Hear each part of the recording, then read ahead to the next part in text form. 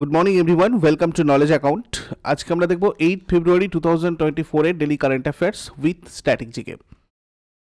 তোমাদের knowledge account official অ্যাপে 2023-এর current অ্যাফেয়ার্সের 615টা MCQ সম্পূর্ণ ফ্রিতে দেওয়া রয়েছে, যাতে তোমরা প্র্যাকটিস করতে পারো সবাই। ফ্রি উইকলি টেস্ট সেকশানে এটা পাবে। অ্যাপের লিঙ্ক ডেসক্রিপশন বক্সে আছে, বা তোমরা গুগল প্লেতে গিয়ে সার্চ করে নাও নলেজ অ্যাকাউন্ট অফিসিয়াল। এবং মান্থলি কারেন্ট অ্যাফেয়ার্সগুলো তোমরা এই ইবুক সেকশানে পেয়ে যাবে, বা ইয়ারলি কারেন্ট অ্যাফেয়ার্স তোমাদের যেটা রয়েছে 2023-এর সম্পূর্ণ কারেন্ট অ্যাফেয়ার্স, সেটাও তোমরা এই ইবুক সেকশানে পেয়ে যাবে। 2024-এর টার্গেট ব্যাচ, এটা রেকর্ডেড একটা ব্যাচ, তোমাদের এটা অলরেডি কমপ্লিট হয়ে গেছে। তোমরা যদি চাও রেকর্ডেড ব্যাচে জয়েন হতে, তাহলে এটাতে জয়েন করতে পারো। আদারওয়াইজ 14 ফেব্রুয়ারি তোমাদের ডাব্লিউবিপির নতুন ব্যাচ লঞ্চ হবে।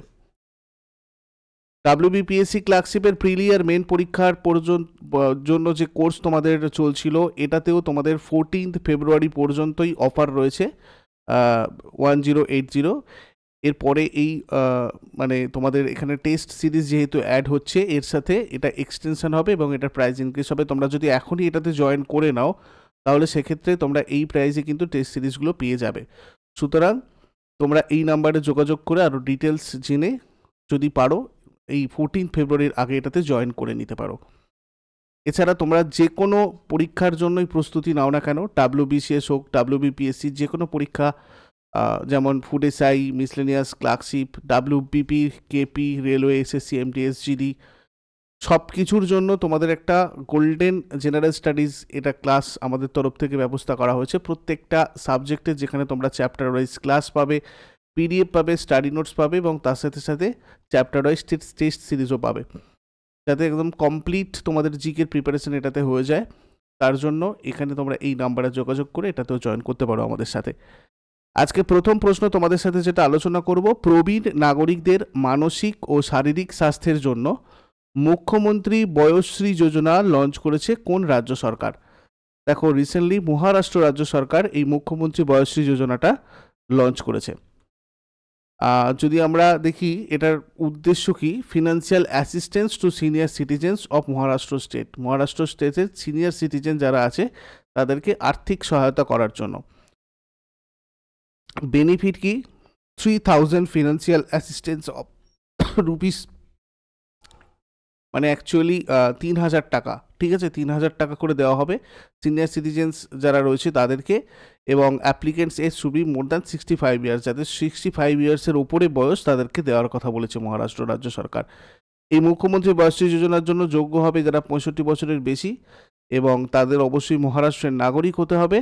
বার্ষিক আয় 1 লাখের বেশি হলে হবে না। আর সুবিধাভোগী একজন আয়কর প্রদানকারী হওয়া উচিত নয়। যারা আয়কর ইনকাম ট্যাক্স দেয় সেরকম কারোর ক্ষেত্রে কিন্তু হবে না। কেমন? মুখ্যমন্ত্রী এই বয়শ্রী যোজনার সুবিধা কি?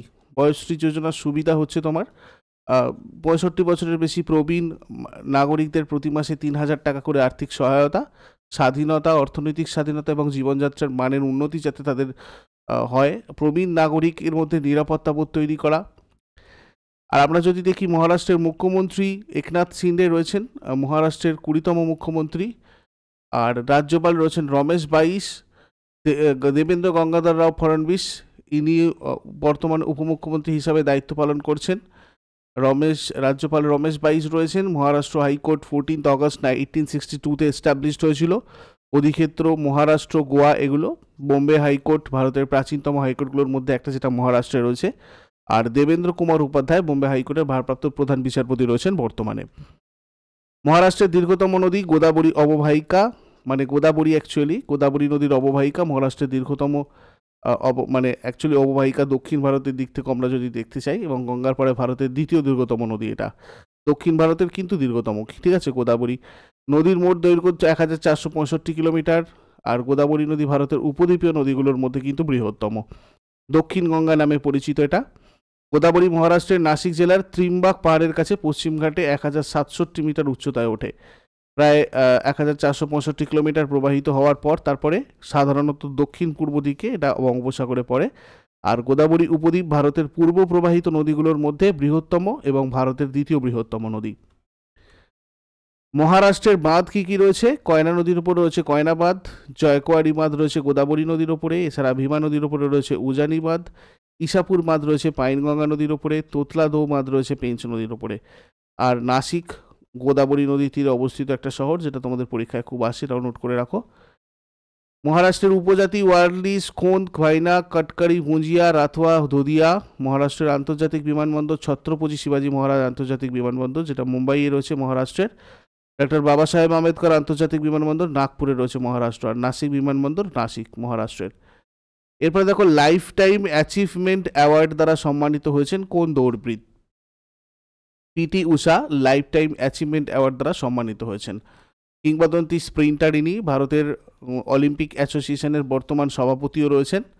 মর্যাদাপূর্ণ লাইফ টাইম অ্যাচিভমেন্ট পুরস্কারে সম্মানিত হলেন। Sports journalist federation of India এবং দিল্লি স্পোর্টস জার্নালিস্ট অ্যাসোসিয়েশন তাকে ভারতীয় অ্যাথলেটিক্সে অসাধারণ অবদানের স্বীকৃতিস্বরূপ এই পুরস্কার দিয়েছে। পিটি উষার নাম কি? পিটি উষার মানে আসল নাম হচ্ছে পিলা ভুলা কান্দি ঠেক্কে পারাম্বিল উষা। আর ডাক নাম গোল্ডেন গার্ল রয়েছে, পায়োলি এক্সপ্রেস রয়েছে। 1985 ইনি পদ্মশ্রী পুরস্কার পেয়েছিলেন। তারপরে দেখো Dhami against drugs campaign launch করেছে কোন রাজ্য সরকার? Dhami against drug campaign launch করেছে উত্তরাখণ্ড। উত্তরাখণ্ড মুখ্যমন্ত্রী পুষ্কর সিং ধামি এই মানে ক্যাম্পেইনটা স্টার্ট করেছেন, যেটা ভারতীয় জনতা যুব মোর্চা মেট্রোপলিটন দেরাদুন দ্বারা পরিচালিত একটা গুরুত্বপূর্ণ উদ্যোগ আর কি। 5 থেকে 10 ফেব্রুয়ারি পর্যন্ত চলা এই প্রচারাভিযানটা 2025 সালের মধ্যে মাদকের অপব্যবহার নির্মূল এবং একটা স্বাস্থ্যকর মাদকমুক্ত সমাজ গড়ে তোলার জন্য রাজ্য সরকারের সিদ্ধান্তের একটা উল্লেখযোগ্য পদক্ষেপ এটা। নেক্সট, আহমেদ আওয়াদ বিন মুবারক কোন দেশের নতুন প্রধানমন্ত্রী পদে নিযুক্ত হয়েছেন? আহমেদ আওয়াদ বিন মুবারক ইনি ইয়েমেনের নতুন প্রধানমন্ত্রী পদে নিযুক্ত হয়েছেন। ইয়েমেন আনুষ্ঠানিকভাবে ইয়েমেন প্রজাতন্ত্র পশ্চিম এশিয়ার একটা দেশ। এটা আরব উপদ্বীপের দক্ষিণ প্রান্তে অবস্থিত, উত্তরে সৌদি আরব এবং উত্তর পূর্বে ওমান সীমান্তবর্তী। এটা ইরিত্রিয়া, জিবুতি এবং সোমালিয়ার সাথে সামুদ্রিক সীমানা ভাগ করে। রাজধানী সানা, অফিসিয়াল ভাষা আরবি। মুদ্রা ইয়েমেনি রিয়াল। ইন্ডিয়ান আর্মির ভাইস চিফ পদে কে নিযুক্ত হয়েছেন? ইন্ডিয়ান আর্মির ভাইস চিফ হয়েছেন জেনারেল উপেন্দ্র দ্বিবেদী। চিফ অফ ডিফেন্স স্টাফ রয়েছেন বর্তমানে জেনারেল অনিল চৌহান। সেনাপ্রধান মানে chief of the army staff general Manoj Pande রয়েছেন। এটা প্রতিষ্ঠিত হয়েছিল 1956 26 জানুয়ারি। সেনাপ্রধান রয়েছেন রাষ্ট্রপতি দ্রৌপদী মুর্মু, আমাদের রাষ্ট্রপতি, কমান্ডার ইন চিফ। ভারত সরকারের প্রধান হাইড্রোগ্রাফার হিসাবে দায়িত্বভার গ্রহণ করেছেন কে? প্রধান হাইড্রোগ্রাফার হিসাবে ভাইস অ্যাডমিরাল লোচন সিং পাঠানিয়া দায়িত্বভার গ্রহণ করেছেন। হাইড্রোগ্রাফাররা নদী, হ্রদ, ঝড়ের জল, ঠিক আছে, মানে এবং নর্দমাগুলোর জলের প্রবাহ, গুণমান পরিমাপ, বিশ্লেষণ এবং বজায় রাখে। আর সমুদ্র আর সমুদ্র নদীগুলোর জরিপ এবং মানচিত্র তৈরি করে। ইন্ডিয়ান নাভাল হাইড্রোগ্রাফিক ডিপার্টমেন্ট গঠিত হয়েছিল 1954-এ। এর হেডকোয়ার্টার ন্যাশনাল হাইড্রোগ্রাফিক অফিস উত্তরাখণ্ডের দেরাদুনে রয়েছে। বিজয় বিষ্ণই কোন রাজ্যের হাইকোর্টের মুখ্য বিচারপতি পদে নিযুক্ত হয়েছেন? ইনি গুয়াহাটি হাইকোর্ট মানে গুয়াহাটি হাইকোর্ট অ্যাকচুয়ালি, ঠিক আছে, গুয়াহাটি হাইকোর্টের মুখ্য বিচারপতি পদে নিযুক্ত হয়েছেন বিজয় বিষ্ণই। ইনি 40তম প্রধান বিচারপতি পদে নিযুক্ত হয়েছেন ওখানকার। এটা এস্টাবলিশড হয়েছিল এই হাইকোর্ট 1948-এ। আর আসাম আর অরুণাচল প্রদেশের বিচার কার্য এই হাইকোর্টে হয়। হাইকোর্ট একটা রাজ্যের সর্বোচ্চ বিচার বিভাগ। প্রত্যেকটা হাইকোর্টে একজন প্রধান বিচারপতি এবং রাষ্ট্রপতি কর্তৃক নিযুক্ত অন্যান্য বিচারক থাকে। হাইকোর্টের প্রধান বিচারপতি সংবিধানের 217 ধারার অনুচ্ছেদ 1-এর অধীনে রাষ্ট্রপতি কর্তৃক নিযুক্ত হন। ধারা 214-তে রয়েছে ভারতের প্রতিটি রাজ্যের একটি হাইকোর্ট থাকবে। 217 এটি ভারতের হাইকোর্টের বিচারকের নিয়োগের সাথে সম্পর্কিত। ধারা 231 এটা উল্লেখ করে যে 2 বা ততোধিক রাজ্যের জন্য বা 2 বা ততোধিক রাজ্য এবং একটি কেন্দ্রশাসিত অঞ্চলের জন্য একটি সাধারণ হাইকোর্ট থাকতে পারে। হাইকোর্টের বিচারপতি 62 বছর বয়সে অবসর গ্রহণ করেন। সংবিধানের 124-2 অনুযায়ী সুপ্রিম কোর্টের বিচারপতিদের অবসরের বয়স 65 বছর। সংবিধানের ধারা 217-1 অনুযায়ী হাইকোর্টের বিচারপতিরা 62 বছর বয়সে অবসর গ্রহণ করেন। প্রাথমিকভাবে হাইকোর্টের বিচারপতিদের অবসরের বয়স ছিল 60, যেটা পরবর্তীতে 1963 সালে 15th কনস্টিটিউশনাল অ্যামেন্ডমেন্টের সাহায্যে 62-তে উন্নীত করা হয়েছে। তারপরে দেখো 9 থেকে 14 বছর বয়সী মেয়েদের বিনামূল্যে সার্ভিক্যাল ক্যান্সারের ভ্যাকসিন দেওয়ার ঘোষণা করেছে কোন দেশের অর্থমন্ত্রী? ভারতের অর্থমন্ত্রী 9 থেকে 14 বছর বয়সী মেয়েদের বিনামূল্যে সার্ভিক্যাল ক্যান্সারের মানে ভ্যাকসিন দেওয়ার কথা ঘোষণা করেছে। অন্তর্বর্তী বাজেট পেশের সময় অর্থমন্ত্রী নির্মলা সীতারামন সার্ভাইকাল ক্যান্সারের বিরুদ্ধে প্রতিরোধ গড়ে তুলতে 9 থেকে 14 বছর বয়সী মেয়েদের টিকা দেওয়ার কথা ঘোষণা করেছে। সার্ভিক্যাল ক্যান্সার হচ্ছে জরায়ুর মুখের যে ক্যান্সার হয় তাকে বলা হয় সার্ভাইকাল ক্যান্সার। এক্ষেত্রে জরায়ুর আস্তরণে কোষের অস্বাভাবিক বৃদ্ধি লক্ষ্য করা যায়। এর বিরুদ্ধে ভারতে তৈরি প্রথম চতুর্যুজি টিকা এটা, human papilloma virus Cervavac vaccine. Serum institute of ইন্ডিয়াকে এই টিকা বাজারে ছাড়ার অনুমোদন দিয়েছে drugs controller general of India. Next দেখো, গ্লোবাল ব্র্যান্ড গার্জিয়ানশিপ ইন্ডেক্স 2024-এ শীর্ষস্থানে রয়েছে কে? ওয়াটেং মা, ইনি গ্লোবাল ব্র্যান্ড গার্জিয়ানশিপ ইন্ডেক্স 2024-এ শীর্ষস্থানে রয়েছেন। আমরা যদি এখানে দেখি মানে 2024-এ ফার্স্ট র্যাঙ্ক তোমার ছিলেন, 2023-এ 10 ছিল র্যাঙ্ক, ঠিক আছে।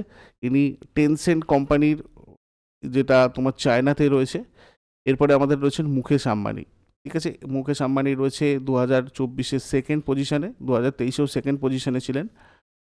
রিলায়েন্স গ্রুপের সাথে জড়িত এবং ইন্ডিয়াতে মানে এই সিচুয়েটেড আর কি আমাদের কোম্পানি হেড অফিস।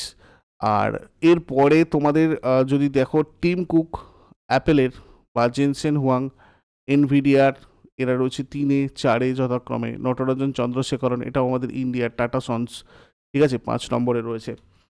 এছাড়া ইন্ডিয়ার অনিশ শাহ মহিন্দ্রার, ঠিক আছে, 6 নম্বর র্যাঙ্কে রয়েছে। বাদবাকি তোমার শান্তনু নারায়ণ, সুন্দর পিচাই, সত্য নাদেলা, লীনা নায়ার, এরা 7, 8, 9, 10 যথাক্রমে এইভাবে রয়েছে আর কি। নেক্সট, ভারতের হেলথ সেক্রেটারি পদে নিযুক্ত হয়েছেন কে? হেলথ সেক্রেটারি হয়েছেন অপূর্ব চন্দ্র। মহারাষ্ট্র ক্যাডারের 1988 ব্যাচের আইএএস অফিসার। ক্যাবিনেটের নিয়োগ কমিটির দ্বারা জারি করা একটা আদেশ অনুসারে নতুন স্বাস্থ্য সচিব হিসাবে পদায়ন করেছে, মানে নিযুক্ত হয়েছেন আর কি।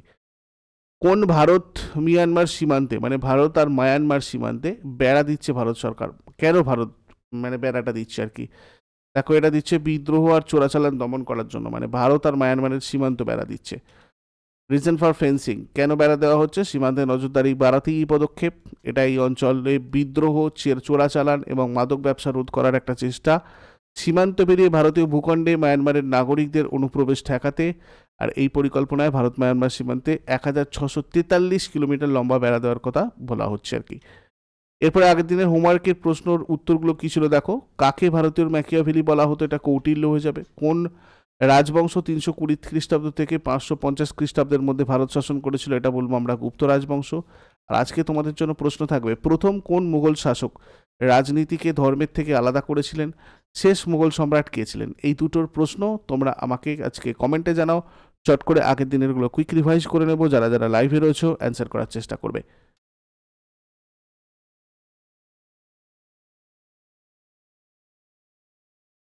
7 ফেব্রুয়ারি 2024-এর প্রশ্ন আমাদের ছিল, সুপ্রিম কোর্ট লিগাল সার্ভিসেস কমিটির চেয়ারপারসন হিসাবে মনোনীত হয়েছেন কে? বিচারপতি B.R. গাভাই। রাধা রাতুরি কোন রাজ্যের প্রথম মহিলা চিফ সেক্রেটারি পদে নিযুক্ত হয়েছেন? Uttarakhand. Outstanding business women of the year 2023 award কে জিতেছেন? রীনা মোদি। ভারতের প্রথম ডিজিটাল ন্যাশনাল মিউজিয়াম অব এপিগ্রাফির ভিত্তিপ্রস্তর কোথায় স্থাপন করা হয়েছিল? হায়দ্রাবাদ। কোন ভারতীয় সঙ্গীত শিল্পী 2024 সালের ফেব্রুয়ারিতে 2টি গ্র্যামি পুরস্কার জিতেছেন? রাকেশ চৌরাশিয়া। 2024 সালের ফেব্রুয়ারিতে কোন ভারতীয় সঙ্গীত শিল্পী 3টি গ্র্যামি পুরস্কার জিতেছেন? জাকির হোসেন। মনীন্দ্র মোহন শ্রীবাস্তব কোন রাজ্যের হাইকোর্টের মুখ্য বিচারপতি পদে নিযুক্ত হয়েছেন? রাজস্থান। কোন বিশিষ্ট ভারতীয় সঙ্গীত শিল্পী ফিউশন ব্যান্ড শক্তির অংশ হিসাবে তাদের সর্বশেষ অ্যালবাম দিস মোমেন্টের জন্য সেরা গ্লোবাল মিউজিক অ্যালবাম বিভাগে গ্র্যামি পুরস্কার জিতেছে?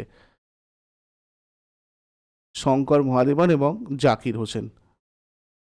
কোন রাজ্য অতিরিক্ত ফোন ব্যবহার সম্পর্কে সচেতন করতে ডিজিটাল ডিটক্স ইনিশিয়েটিভ লঞ্চ করেছে? কর্ণাটক। ওড়িশার কোন বাস স্ট্যান্ডের নাম B.R. আম্বেদকরের নামে রাখা হয়েছে? Bermuda ISBT। তো এগুলো ছিল তোমাদের আগের দিনের কোয়েশ্চেন্স। ইউজফুল বলে মনে হলে অবশ্যই সবাই লাইক করো, বন্ধুদের সাথে শেয়ার করো, আর কমেন্ট করে অবশ্যই তোমাদের মতামতটা জানিও। যারা নতুন রয়েছে সাবস্ক্রাইব করে বেল আইকন প্রেস করে অলটাতে ক্লিক করে নাও, তাহলে তোমাদের প্রত্যেকটা ক্লাসের নোটিফিকেশান ঠিকঠাকভাবে পৌঁছবে।